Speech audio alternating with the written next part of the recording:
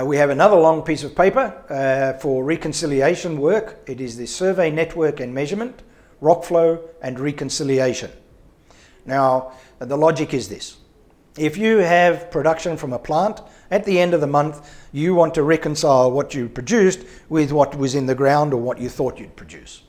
In order to do that, you need to track rock flow during the month while the rock is moving. Now, traditionally, this is the part of the value chain we collect the least amount of data. And so typically there would be a lot of analysis and trend analysis work done to try and understand what's going on. The tools, the technologies are there. We can do a lot better than that.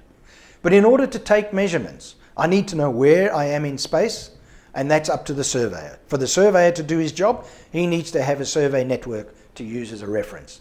So that's the logic behind the diagram. And it's not a process. It's actually an information flow.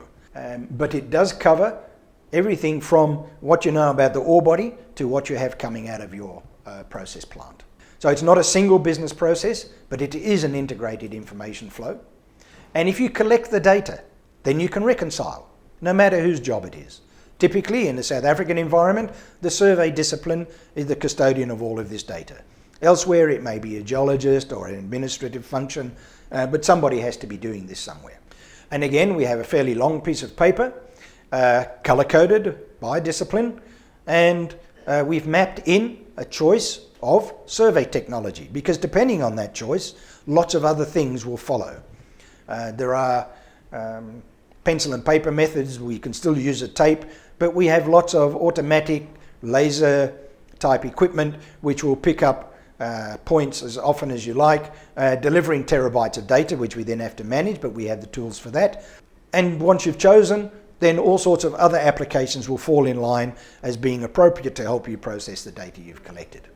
And again, we were able to map in our offerings, and an interesting conclusion to this exercise that now we know where a surveyor fits the mining business, at least in South Africa. We've always had an argument about whether a surveyor was core to business or was he support processes to business. And the truth is he's both. And we were able to map that to the open group model, where we can identify the processes where the surveying is executed and other processes where the surveying is partly involved. And a quick glance at the diagram would show you that they cover the entire spectrum of the business. Having these standard models enables us to have all sorts of conversations and draw lots more detail and create more visual models to help people understand the business and how to manage information across it.